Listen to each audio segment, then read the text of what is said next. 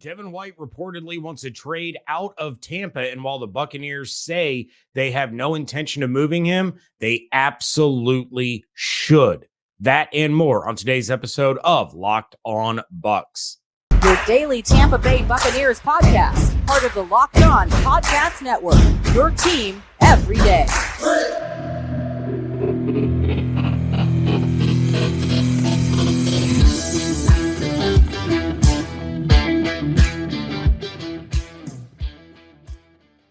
What's up, and welcome to the Locked On Bucs podcast, part of the Locked On Podcast Network, your team every day. We are your daily podcast covering the Tampa Bay Buccaneers, so please subscribe or follow for free on YouTube or wherever you get your podcasts so you always get the latest episodes when they drop. I am James Yarcho, deputy editor of SB Nation's BucsNation.com, flying solo on this episode. Evan Klosky is at Amalie Arena for the Lightning and the Leafs during this recording, so it's just me, but we certainly have plenty to talk about, don't we? Of course, make sure you are following everything on Twitter at Locked On Bucs, at JYarcho_Bucs. Follow my normal co-host David Harrison at DHarrison82, and of course, Evan is at eKlosky WTSP. Now, according to Jenna Laine of ESPN, and since confirmed by numerous others, Devin White has requested a trade out of Tampa. The report says that the Bucs have no intention of moving him, but this is something that came up about a month or so ago. David and I talked about it on this show. If you all remember his Instagram post where it appeared that he was saying goodbye to Tampa, and he later explained it as him reflecting on his time with the Tampa Bay Buccaneers, not that a move or anything of that sort was imminent. Well, now it looks like that's probably around the same time that he likely requested a trade, that we don't have an official timeline as of right now. But here's the thing. The report, again, first by Jenna Laine of ESPN, said that the Buccaneers had no interest in moving him. The only reason he would be requesting a trade, well, there's a couple reasons. The main reason that he would be requesting a trade is because contract negotiations on a long-term extension would have stalled and they're not making headway. Another reason would be maybe he doesn't want to be part of a rebuild. Maybe he doesn't want to play on this team now that Tom Brady is gone, and he doesn't want to be part of a losing team. He wants to go to a contender. There could be a lot of different reasons, but the main reason you and I both probably know and believe comes down to money. We know that Devin White wanted to be the $100 million guy, wanted to be that linebacker that got a $100 million contract. So if the Buccaneers are not willing to do that, and that is the value that Devin White and his agent have placed upon him, then the Buccaneers have to move him. You have to move on, and you have to do it now. Because if you wait and you have a guy in the locker room that we saw last year when things weren't exactly going his way, he kind of detracted from things. He kind of did a little pouting, didn't want to talk to the media, got in his own head a little bit. And of course, there were other extenuating circumstances going on in his personal life. And of course, those are completely understandable why he wouldn't be in the right headspace. But this is a guy that is supposed to be a captain. He's supposed to be a leader. He is supposed to rally the team when they need him. He's the guy that's always at the middle of the pregame huddle on the field to get people amped up. If he's demanding a trade and then the trade doesn't happen and he comes back, first and foremost, you can't put a C on his chest again. The guy doesn't want to be there. You can't expect him to lead people when he doesn't want to be there to begin with. And so if the Bucs are going to do this, it needs to happen in the next couple of weeks. It needs to happen for 2023 draft compensation. And we've discussed numerous times that Devin White wants the big money. And he declared that while he was at the scouting combine, before he had even been drafted, that he wanted the big money. So the top paid inside linebackers in the NFL are Roquan Smith. He got 5 years for $100 million. Shaquille Leonard, 5 for $98 million. Fred Warner, 5 for $85 million. Tremaine Edmonds, 5 for $95 million. Tremaine Edmonds, 4 for $72 million. And CJ Mosley, 5 for $85 million. Is Devin White better than those guys? Maybe. Probably not, but maybe. On his best days, he's right up there in the conversation with all of them. But your average week-to-week Devin White might squeak into that top 5, might be number 4, probably number 5.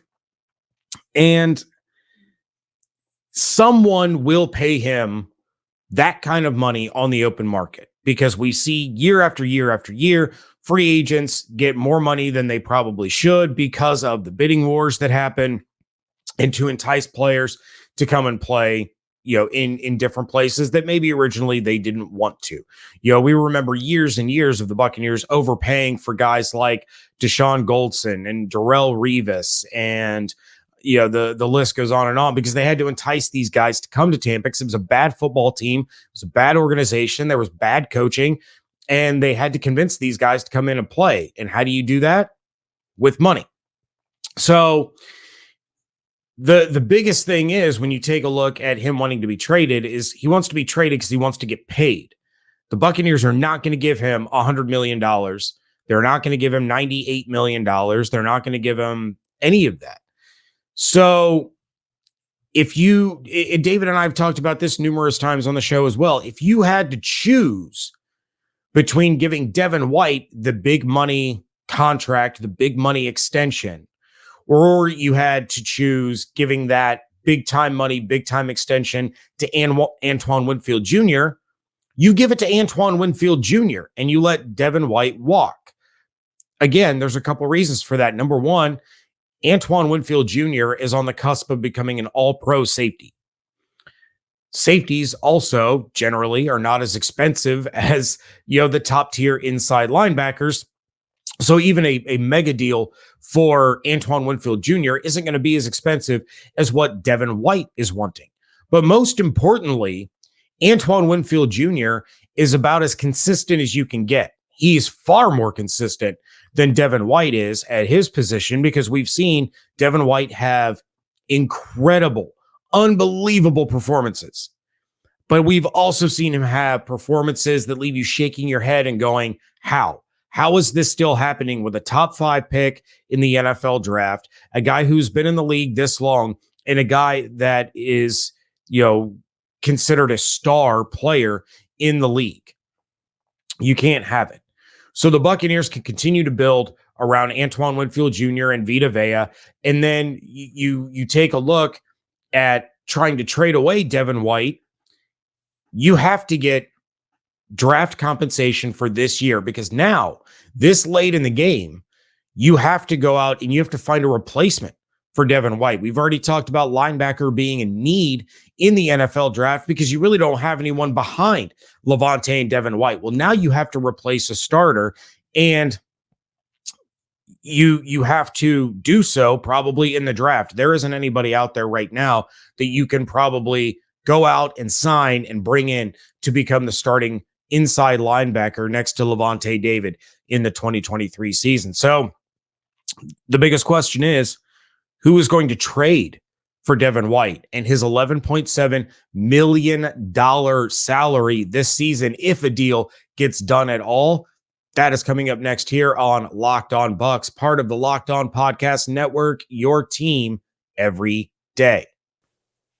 Today's episode is brought to you by Ultimate Football GM. You have heard us talk about this mobile game app, and if you've ever thought you would make a good GM and would have to trade a pick that you made in the top 5 a few years ago because they want too much money and now they've decided they want out of the city, well, then you need to give this game a try. It is not as easy as you might think to create a dynasty, and when you play Ultimate Football GM, You get control and manage every strategic aspect of your team as you play through seasons and lead your team to glory. And you really find out just how hard it can be sometimes to find the right quarterback and the right coaching staff. The best part is you can play it anywhere. It's available online and offline. And even better, Locked On Bucs listeners get a 100% free boost to your franchise when using promo code Locked On, all caps, all one word, Locked On in the game store. That's Locked On, all caps. So make sure to check it out today. To download the game, just visit ultimate-gm.com or look it up on the app stores. That's ultimate-gm.com. Ultimate Football GM. Start your dynasty today. Some interesting information leading up to the NFL draft coming up in just a little bit here on Locked On Bucs, but continuing the Devin White trade request conversation. Who is going to be interested and what would they be willing to give up? So you take a look at Devin White's salary. He's on the 5th-year option. This is it. And he's due $11.7 million. So the teams that can feasibly afford him, because you still have to have money for other free agents after the draft, you still have to have money for the rookie class. There are other moves that are going to be made. So it's not like a team that has $11.9 million can be like, oh, let's trade for him right this second. They would still have to free up some money. And of course, all of that gets worked out. It happens every year. We see rookies signing late into the off season because teams have to clear cap and things of that nature. But Greg Allman of Fox Sports put out a list of teams that could feasibly afford Devin White's salary. And those teams are the Arizona Cardinals, Carolina Panthers, Chicago Bears, Detroit Lions, Green Bay Packers, Indianapolis Colts, and Philadelphia Eagles. So let's take a look at those teams for a minute. Take the Panthers out. They're eliminated immediately. The Bucs are not going to trade Devin White within the division and have to face him twice a year. And I know a lot of people are thinking, well, he may go to a team in a trade and then sign with the New Orleans Saints and go back to Louisiana. Yeah, it's absolutely possible. We'll get to that in a little bit. But you also have to eliminate the Philadelphia Eagles. They aren't going to pay an inside linebacker the kind of money that Devin White wants. Now, that is coming from Gino Camilleri of Locked On Eagles. He flat out told me, he's like, Howie Roseman is not going to pay Devin White what he wants, so you could eliminate them immediately. He's probably not going to Indianapolis. They already have one of the top 5 paid inside linebackers in the NFL. And then, of course, even if they did want him, if they're trying to work out a trade or trying to work out an offer for Lamar Jackson in case they don't get the quarterback that they want in the draft, that's going to eat up a lot of the cap space as well. You're not going to be able to afford $200 million in linebackers plus $280, $290 million in Lamar Jackson. So you can pretty much eliminate them as well. So that leaves Arizona, Chicago, Green Bay, Detroit. None of these teams are a Devin White away from winning the Super Bowl, or really even a Devin White away from being Super Bowl contenders. Arizona has their own issues at the quarterback position and a lot of other spots. Chicago has issues at the quarterback position. Green Bay is a hot mess, especially at the quarterback position. Then there's the Detroit Lions.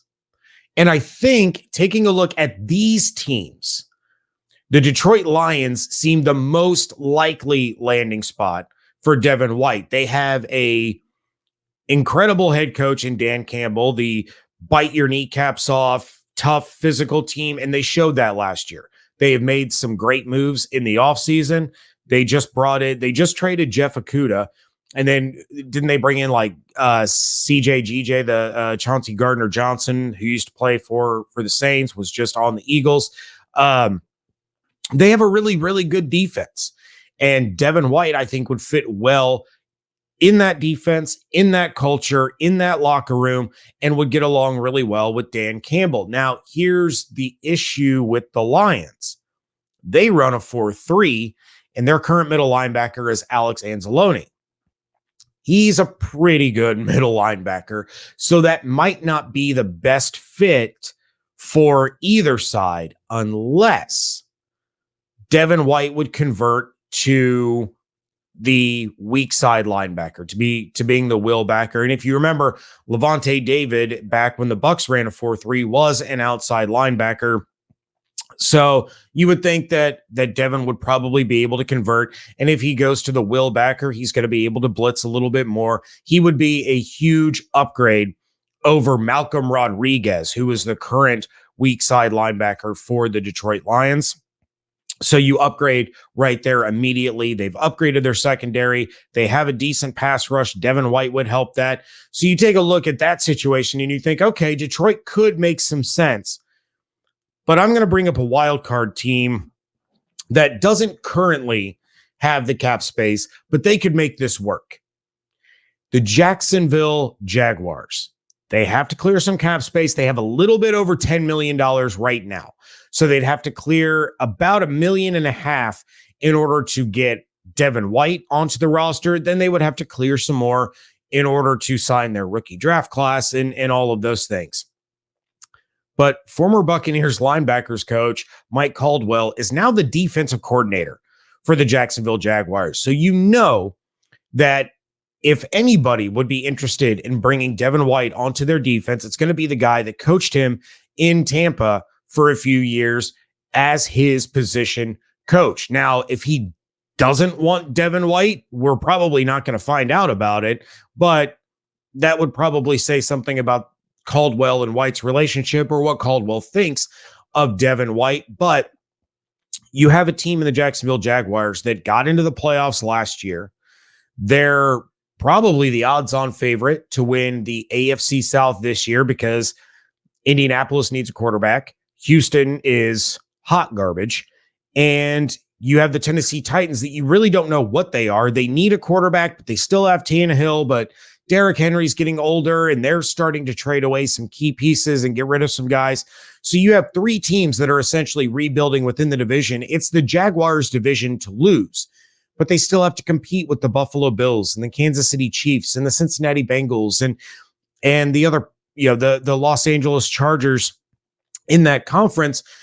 So they're going to need some help on the defensive side of the ball. They got to put up points on offense, but they need help on defense. So Devin White to Jacksonville actually really makes a lot of sense if they're interested and they can clear up the cap space to be able to do it. Now, as far as compensation is concerned, I'm telling you right now, you're looking at a day 2 pick at best.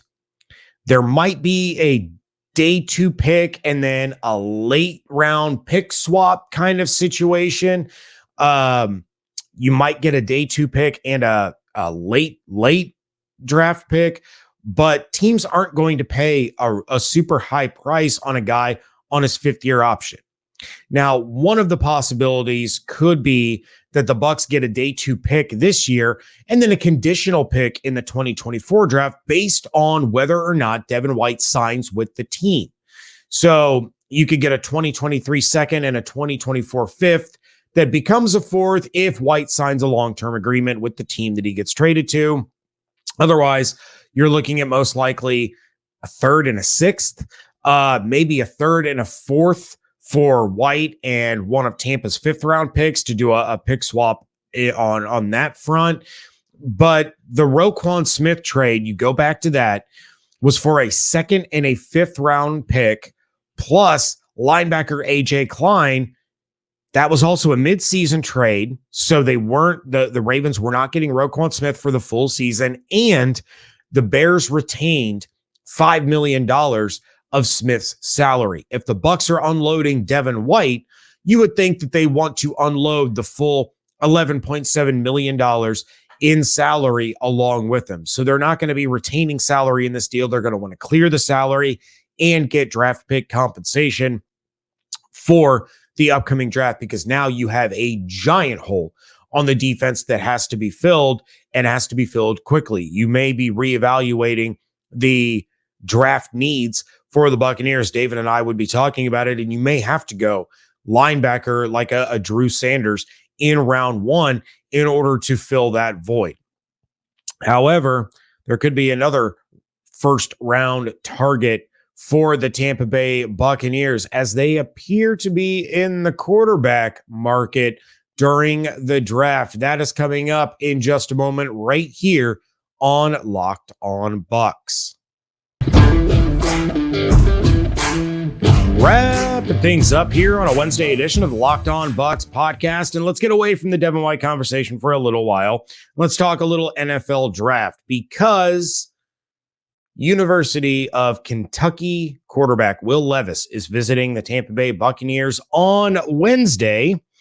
He played 2 years at Penn State, transferred to Kentucky, and in his 2 years with Kentucky in 2021, he had 2,826 yards, 24 touchdowns, and 13 interceptions. Then last season, he had 2,406 yards, 19 touchdowns, 10 interceptions. He played 2 more games in 2021 than he did in 2022.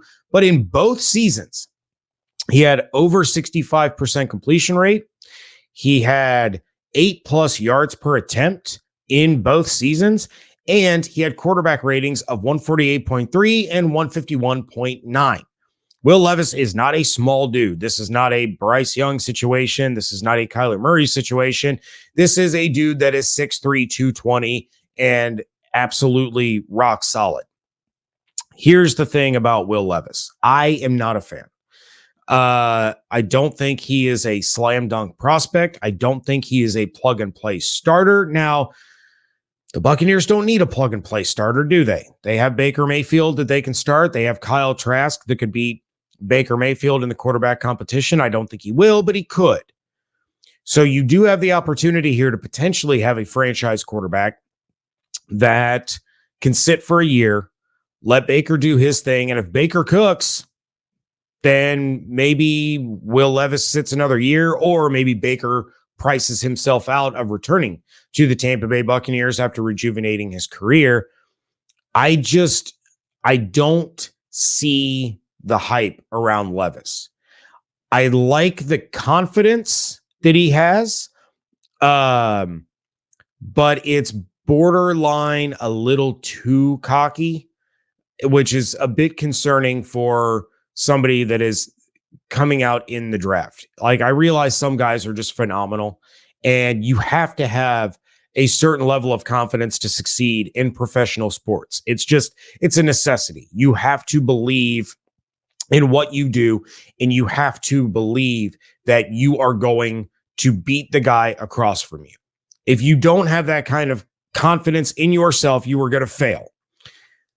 But when it's bordering on being a little too cocky, like when Will Levis has already congratulated the team that drafted him, it can be a little off-putting because this is a guy that played for Kentucky.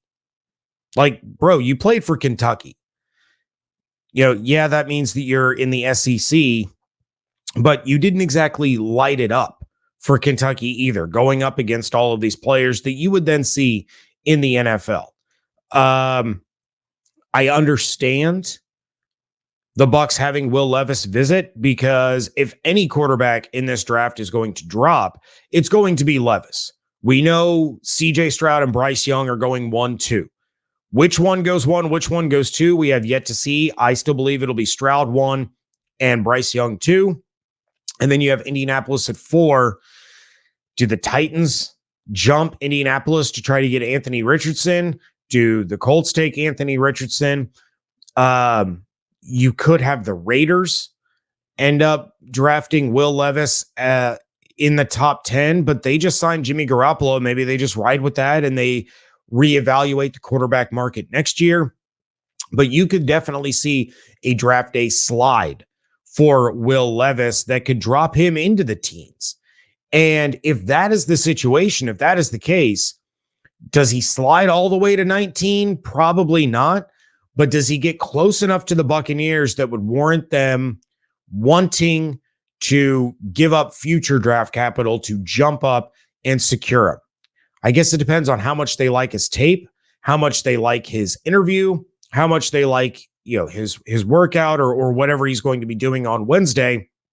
But he does have shades of Roethlisberger when you watch him. I don't think he's as polished as Roethlisberger, which isn't saying much because Roethlisberger, he came out of the MAC. You know, he went to Miami. He wasn't a super polished prospect when he came out in the draft anyway, but I think he was better than Will Levis is. But he does have shades of that Roethlisberger style of play in him, which could be greatly beneficial. And we know Bruce Arians was working with Ben Roethlisberger, got him to help create the playbook when he was the offense coordinator with the Pittsburgh Steelers. He worked hands-on with Roethlisberger quite a bit. So if he sees that in Levis, he might really, really like what he sees. Then, of course, he's going to have the ears of Jason Light and Todd Bowles, and he's going to be able to give his opinion, but it's going to be the collective.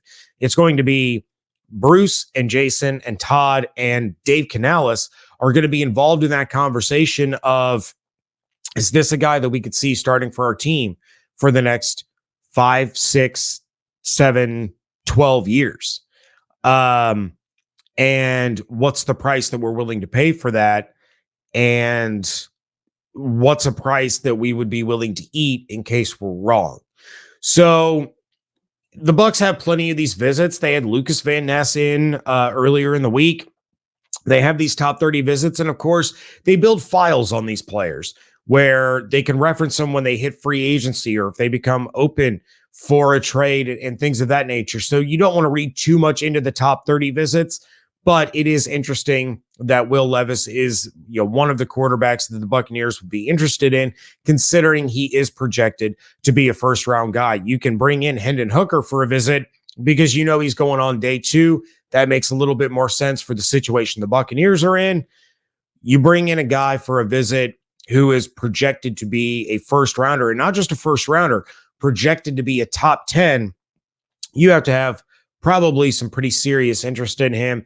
And then you would hope for that draft day slide where you can make a move that isn't as expensive to be able to move up and get him if that is truly the guy that you are in love with and want to be your franchise quarterback moving forward. With that, I'm going to bid you all a fair adieu. Make sure you are dropping your reactions to the Devin White news in the YouTube comments, or of course, you can react to it by sending us in an email to lockedonbuckspodcast@gmail.com. We want to thank you for making Locked On Bucs your first listen or view every day. Now make your second listen Locked On NFL Scouting with the Draft Dudes. From free agency to the draft, salary cap management, and more. Join NFL experts Kyle Krabs and Joe Marino as they take you through what it's like to build a successful NFL franchise every Monday through Friday. Find Locked On NFL Scouting with the Draft Dudes wherever you get your podcasts and on YouTube, part of the Locked On Podcast Network. We will be back tomorrow, but in the meantime, check out everything I'm doing over at BucsNation.com. Check out David's work over at BucsGameDay.com. And of course, follow everything on Twitter at LockedOnBucs, at JYarcho_Bucs, and at DHarrison82. Hope you all have an absolutely outstanding day. Stay safe, stay healthy, fire the cannons. We thank you so much for joining us right here on Locked On Bucs, part of the Locked On Podcast Network, your team every day.